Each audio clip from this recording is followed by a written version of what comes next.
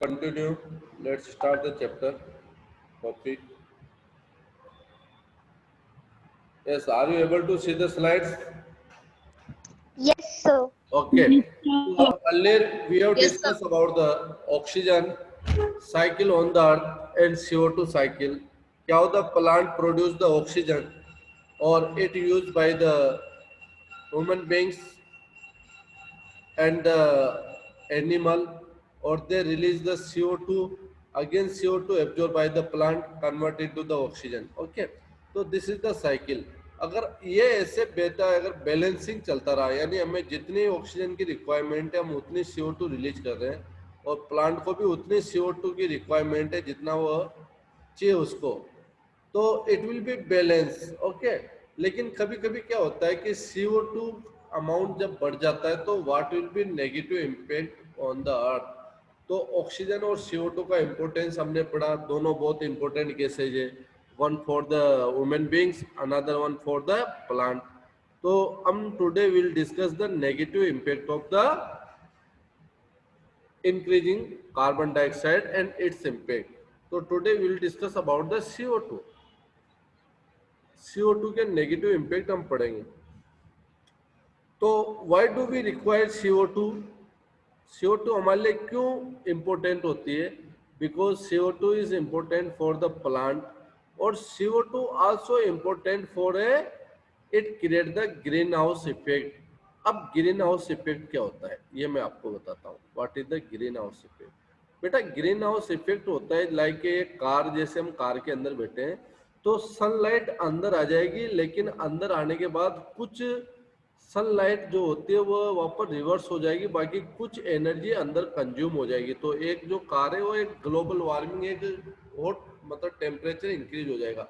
तो it known as the greenhouse effect. तो हमारा जो ब्लैंकेट है, एटमोस्फेयर है, ये सनलाइट को आने देता है और कुछ वापस रिवर्स होके चली जाती है, तो it is known as the greenhouse effect. अब इससे क्या टेम्परेचर मेंटेन रहता है. अगर ऐसा नहीं होता तो नाइट में फ्रोजन बर्फ जम जाती, बहुत माइनस में टेम्परेचर चला जाता. लेकिन इसका ज्यादा होना भी डेंजरस है.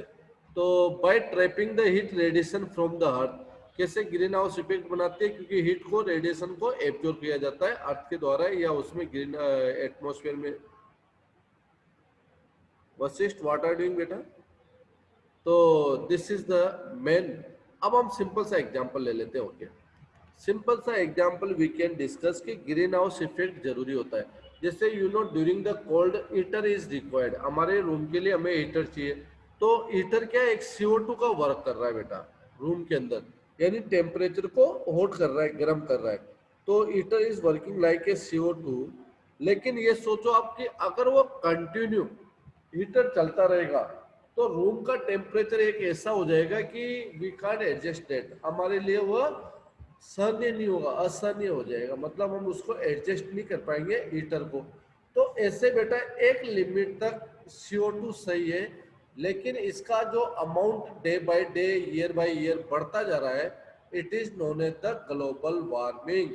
और ये किसी भी कंट्री, किसी भी प्लेनेट, किसी भी इन्वायरमेंट के लिए सही नहीं होता. क्यों? क्योंकि इसके बहुत ज्यादा नेगेटिव इम्पैक्ट होते हैं ग्रीन हाउस इफेक्ट के.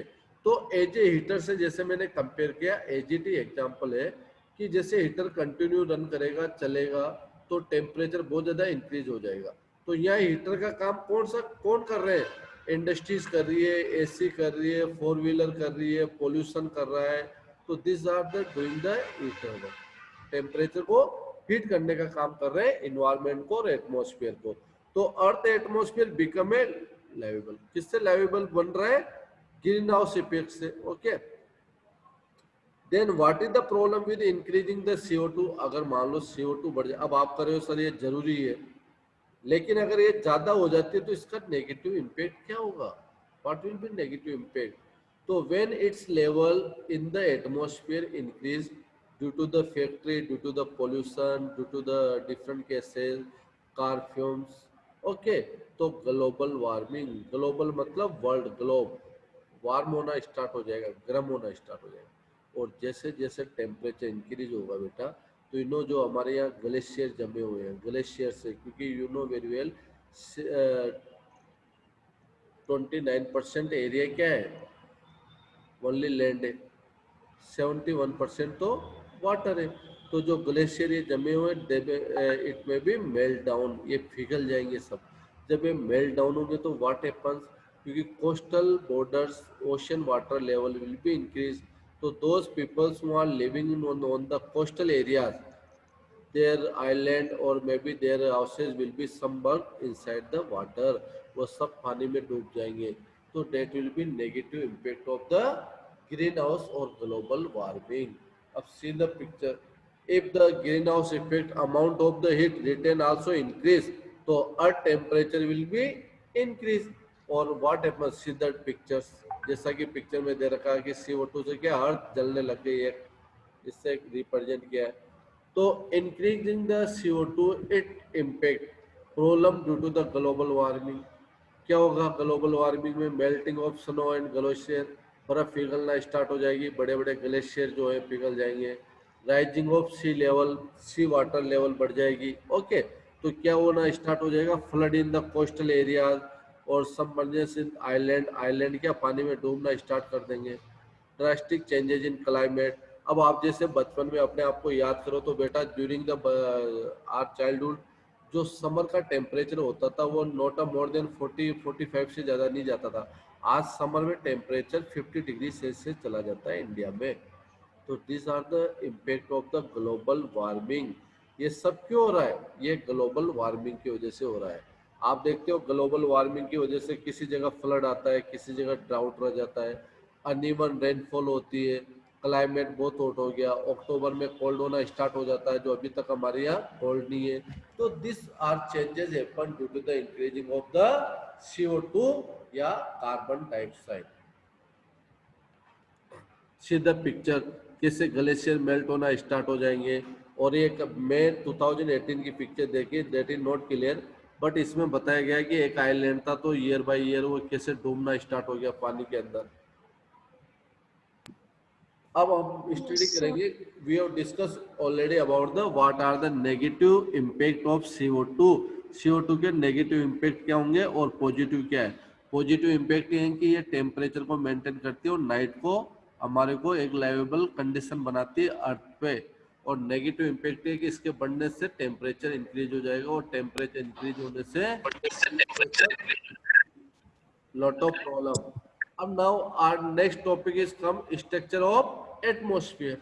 are you hearing my voice ना, सुन रहे हो बेटा? Yes, Yes, sir. sir. Yes, sir. Okay Yes, तो sir. अब ग्रीन हाउस इफेक्ट में Yes, sir. Green house effect में कोई डाउट है तो यू मे बी आस्क, फिर हम दूसरा टॉपिक स्टार्ट करेंगे, layers of atmosphere. If you any doubt you may be ask green house effect में।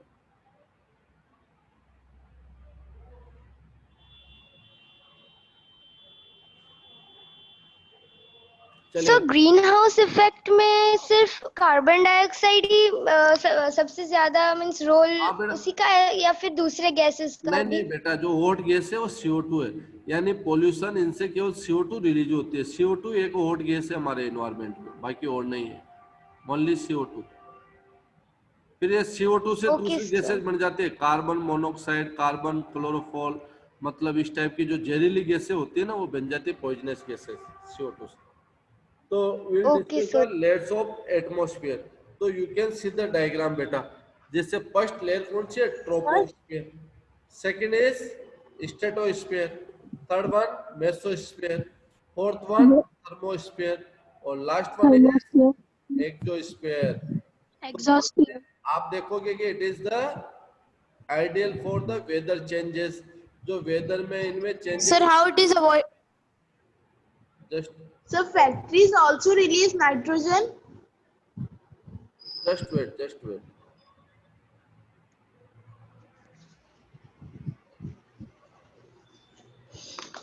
Okay, so today we are going to discuss about the layers of atmosphere।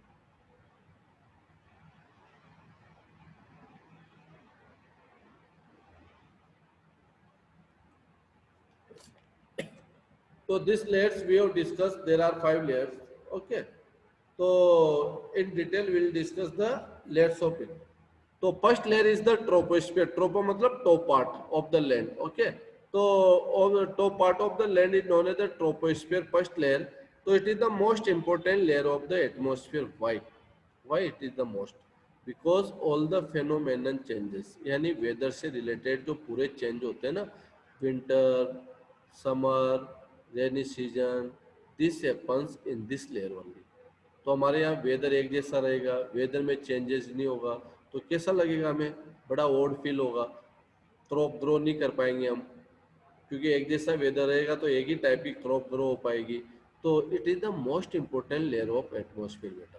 It average height is the 13 kilometre. इसकी average height कितनी है? 13 kilometre. Because it is the different from the north pole, it is different from the equator. तो average height दी गई है 13 kilometre. The air we breathe is present air. जो exist करते हैं, हम एयर लेते हैं, ऑक्सीजन लेते हैं, वो इसी लेयर्स में मिलती है. Almost all the weather phenomenon like rainfall, जो बारिश होती है इसी में होती है. फॉग, जो कोहरा पड़ता है, फॉग होता है ना ड्यूरिंग द विंटर, आप देखते होंगे कभी कभी हमें स्कूल बिल्डिंग भी दिखाई नहीं देती. एंड द एलिस्टॉर्म, एलिस्टॉर्म को बोलते हैं ओले. जो ओले गिरते हैं ना, एलिस्टॉर्म जो ओले बोलते हैं. तो ये सब किस में होते हैं बेटा? इसी लेयर्स के अंदर होते हैं. तो this layer is known as the troposphere. Okay, second layer is the stratosphere. Above the troposphere lies the stratosphere. जो ट्रोपोस्फीयर है उससे ऊपर क्या मिलती है? Stratosphere. It is extend up to the height of 50 kilometre. ये कहाँ तक फैली हुई है? 50 किलोमीटर की हाइट तक. This layer is almost free from clouds. इसके अंदर क्लाउड्स कुछ भी नहीं होते, क्योंकि क्लाउड्स कहाँ रह गए? ट्रोपोस्फीयर में. क्लाउड्स तो ट्रोपोस्फीयर में रह गए बेटा, जहाँ वेदर चेंजेस होता है. तो it is the free from the clouds and associate weather phenomenon and making the condition most ideal for the flying aeroplanes. जब क्लाउड से नहीं होंगे तो it is the ideal conditions for flying. जो aeroplane होते हैं सब इसी के अंदर फ्लाई करते हैं, इसी में उड़ते हैं. तो ये एक ऐसी लेयर है जो 50 किलोमीटर तक फैली हुई है, अबव द ट्रोपोस्फीयर है, फ्री फ्रॉम क्लाउड्स है, और it contain the layers of ozone gas. कभी क्वेश्चन आता है कि ओजोन गैस किसके अंदर मिलती है? तो it is under the stratosphere. Ozone gas क्या है? Ozone gas is the layers of the ozone. और ओजोन जो होती है अल्ट्रावायलेट, जो हमारे यहाँ extreme ultraviolet rays, X rays, ये आते हैं ना सन से, तो इन सब चीजें रेज को क्या करती है बेटा? एब्जॉर्ब करती है. अगर ये एब्जॉर्ब नहीं करती तो ये रेज क्या होती है? हार्मफुल होती है. और एक्स रेज तो आपने देखी नहीं होगी, सुना होगा. एक्स रेज क्या होती है बेटा? एक्सरे जो होती है, जैसे हमारे फ्रैक्चर हो जाए, कभी लग जाती है, तो हमारा एक्सरा होता है ना. एक्सरे, एक्सरे जानते हो आप? You know about X ray? Yes sir. तो बेटा क्या होता है, जैसे हमारे हाथ में लग गई, तो हम हाथ ऐसे रखते हैं, मशीन आती है और उससे एक्सरेज निकलती है, हमारे बोन्स की पिक्चर आ जाती है. तो बोन्स को जब वो स्किन को छेद के अंदर जा सकते हैं बोन्स तक, क्या? एक्सरेज. तो सोचो अगर ओजोन लेयर नहीं होती तो आए दिन हमारे एक्सरे करती, फिर वो कौन? सन से आने वाली लाइट. और सन से आने वाली लाइट हमारे डेली एक्सरे करती, तो कंटिन्यू एक्सरे करवाने से क्या हो जाता है? हमारे बोन्स में होल हो जाते, बोन्स के अंदर छोटे छोटे होल हो जाते हैं, बोन्स बेकार हो जाती है बेटा, हमें कैंसर हो जाते हैं, डिजीज हो जाएगी. तो ozone layer is too much important which protect from the harmful rays from the sun. Sun से आने वाली हार्मफुल रेज से हमें बचाती है. तो this is the point we have discuss in stratosphere. चलो नेक्स्ट आते हैं मेसोस्फीयर. तो mesosphere this is the third layer of the atmosphere. जैसे कोई करने की बात नहीं है, क्योंकि हमने 2 स्टडी कर लिया, तो it will be third. It lies above the stratosphere. Very good, उसके ऊपर है. It extend up to the height of 80 kilometre. पहली वाली कितनी थी? 13. Second one 50, third one 80 kilometre. Meteorites burn up in this layer on entering from the space.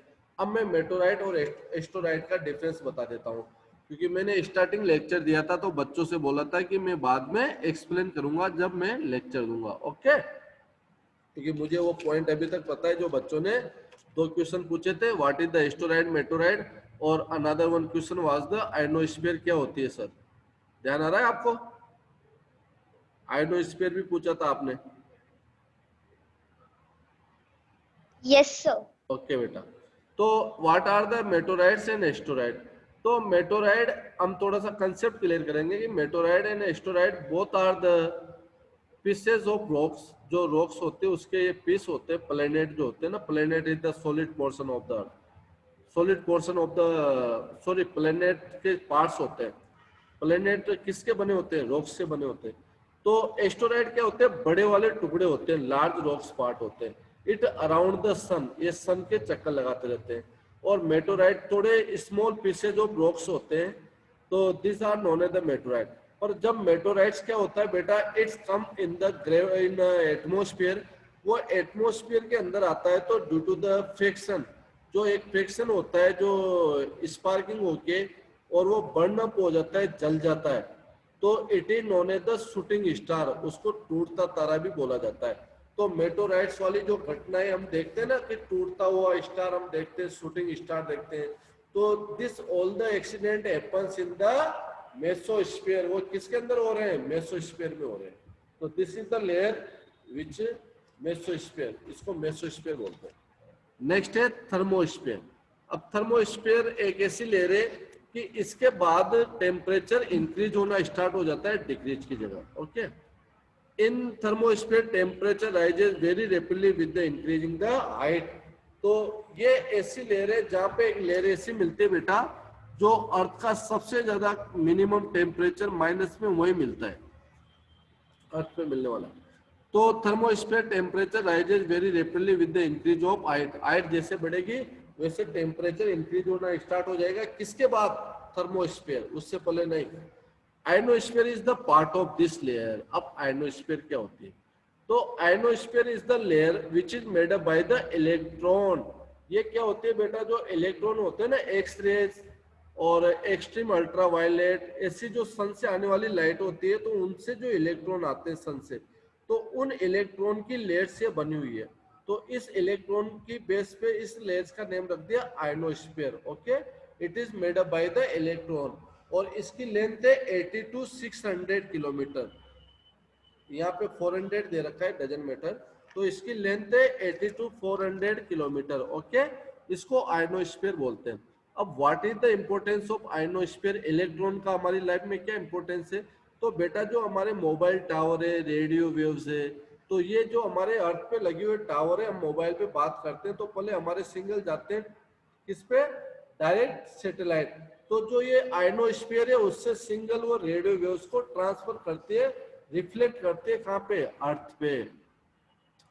तो हमारे ionosphere में जाएंगे, फिर सैटेलाइट, सैटेलाइट से टावर पे आएंगे। तो लाइक दिस जो हमें हेल्पफुल बोलती है आयनोस्फीयर। तो ionosphere is the play the important role in transferring the electron in the radio waves. जो रेडियो वेव्स रिफ्लेक्ट होकर अर्थ पे आती है, वो किसकी वजह से आती है? आयनोस्फीयर की वजह से आती है। तो this layer help in the radio transmission. ये रेडियो ट्रांसमिशन में बहुत बड़ी हेल्प प्ले करती है। अब लास्ट आ जाती है एक्सोस्फीयर। ओके, तो structure of atmosphere is the exosphere. The uppermost layer of the atmosphere is known as the exosphere. This layer has very thin air, बहुत लाइट एयर होती है इसके अंदर। जो लाइट गैसेज होती है ना बेटा, जो वेट में बहुत लाइट होती है, लाइक के हीलियम, लाइक के hydrogen, float into the space from air. वो स्पेस में यहीं से तैरती रहती है, वो लाइट गैसेज हाइड्रोजन, हीलियम इसी के अंदर मिलती है। तो this are the 5 layers today we have discussed. If you any doubt you may be ask बेटा। I am giving the 2 or 3 minutes. Later on, I will close the lectures.